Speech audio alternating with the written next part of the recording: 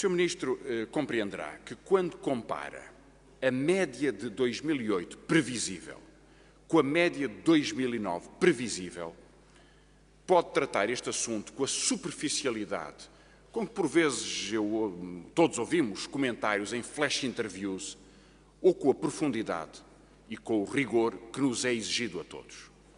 Nós, na verdade, não nos interessa nada as médias anuais, porque nós temos informação mais completa e, portanto, mais importante para a política económica.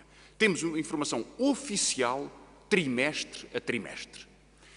E, portanto, se sabemos já de factos concretos que nos 2 primeiros trimestres houve um crescimento pequeno do produto, que no 3º trimestre, que é quando há emprego sazonal, descemos para 0% em números confirmados, concluímos que o que nos interessa não é perceber se há uma determinada média do ano, mas é que, ao longo do ano, as dificuldades da economia foram-se agravando.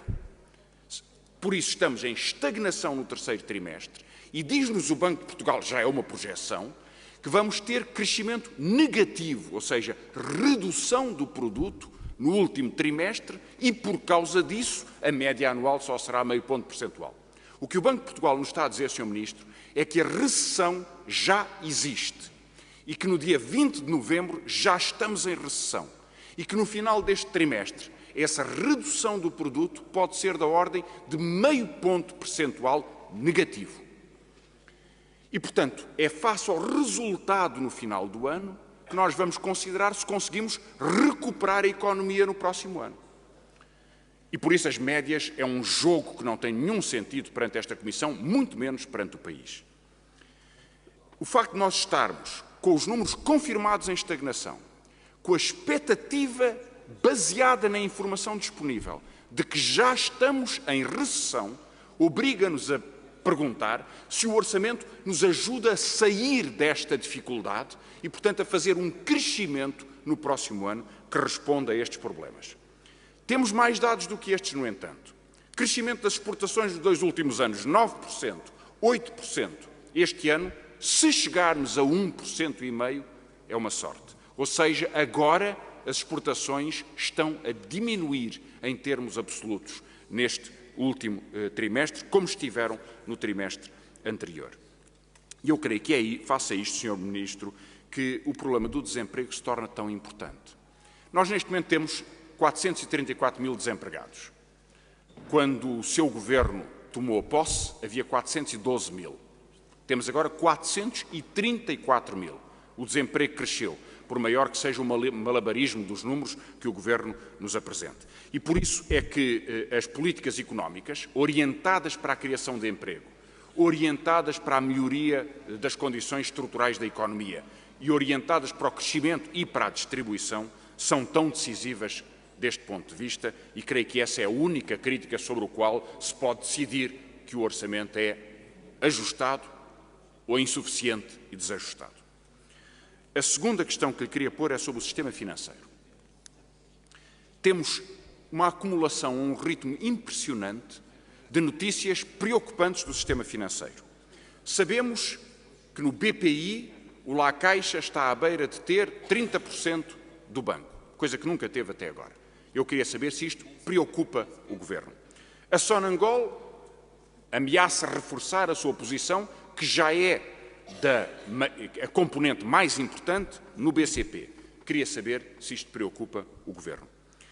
O BPN tem um buraco que ainda não sabemos a sua dimensão, mas eu gostava que o Sr. Ministro, porque nesta altura já passaram 15 dias sobre a intervenção do Governo, nos pudesse dizer se já tem uma abordagem sobre este caso.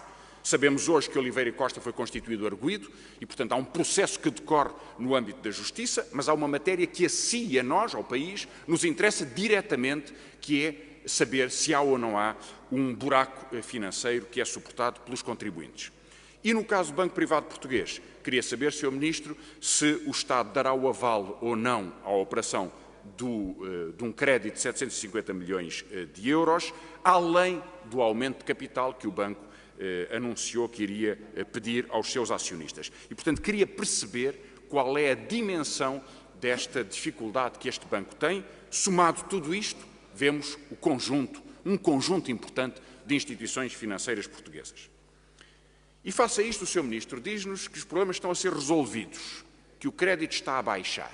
Bem, vamos fazer contas, Sr. Ministro.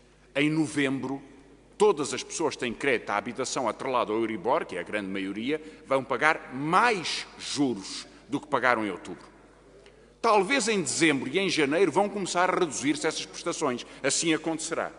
Mas, Sr. Ministro, não lhe escapou que o spread está a aumentar.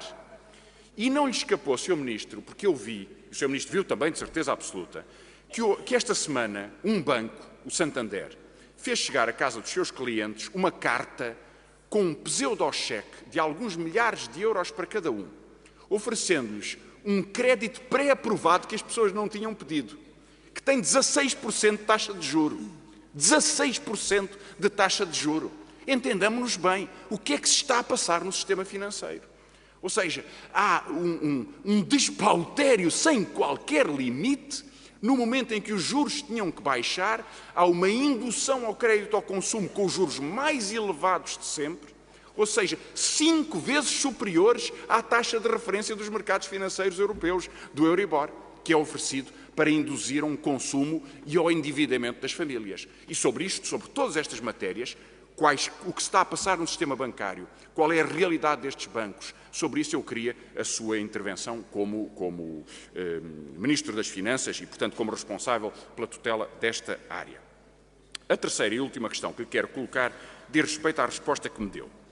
O Sr. Ministro, no debate, garantiu-nos que o Governo tinha tomado medidas para exigir às entidades financeiras que prestem informações a operações financeiras realizadas em offshore. E entregou-me um decreto-lei, eu agradeço, o decreto-lei era da véspera do dia do debate da Assembleia da República, mas eu fui ver o decreto-lei. E o decreto-lei não diz o que o Sr. Ministro nos disse.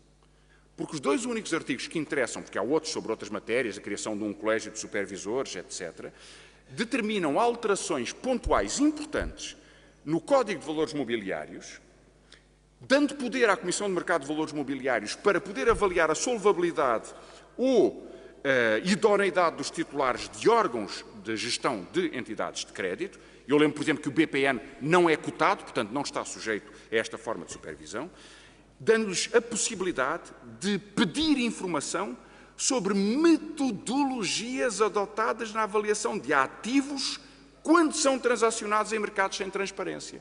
Ou seja, se sociedades cotadas, mas não o BPN, tiverem operações em mercados sem transparência, como os offshores, a CMVM, vejam só, pode pedir informação sobre a metodologia na avaliação dos ativos. Não, Sr. Ministro. O que o Sr. Ministro nos disse foi outra coisa. Não era uma informação metodológica. Era a informação sobre as transferências para mercados não sujeitos a regras de transparência, ou seja, para os offshores. E, finalmente, há um outro artigo que nos diz que sociedades abertas são obrigadas a comunicar participações detidas em sociedades fora da União Europeia. Uma boa medida. Mas isto não abrange a obrigação de informar, por exemplo, a tomada de participações em Gibraltar, ou nas Ilhas do Canal, ou em Palma de Maiorca, ou na Madeira, já agora, aí está exatamente, ou, por exemplo, Sr. Ministro, que permita uma empresa, como o BPN o fez, operar por via de Gibraltar para as Ilhas Caimã ou para outras empresas. Portanto, Sr. Ministro, estas medidas são razoáveis no seu âmbito, mas não tratam da patologia da criminalidade financeira em Portugal, e com isto concluo, Sr. Presidente, que se verificou no caso BCP e que se verificou no caso BPN e que prejudicou o interesse público e que prejudicou o sistema financeiro e que criou fraudes e crimes, que foi a manipulação por via de transferências, algumas delas secretas e outras até clandestinas, para sociedades registadas em offshores. E por isso, Sr. Ministro, eu só queria agora a sua resposta a uma proposta, que foi apresentada, aliás, pelo Governador do Banco de Portugal e que o Bloco de Esquerda já apresentou, porque sabemos que o PS não o vai fazer, para a votação neste orçamento. O Governador propôs que fosse proibido, repito, proibido, a concessão de crédito a qualquer sociedade cujo dono, cujo proprietário, não seja registado e conhecido, porque há offshores que recusam a identificação do Ultimate Beneficiary Owner. E, portanto, nesses casos é proibida a concessão de créditos, que foi, aliás, o que aconteceu tanto no BPN como no BCP. E eu queria saber, Sr. Ministro, visto que o PS não fará essa proposta, se o Governo concorda com essa proposta do Banco de Portugal, porque ela vai ser votada sob a forma de uma emenda do Bloco de Esquerda.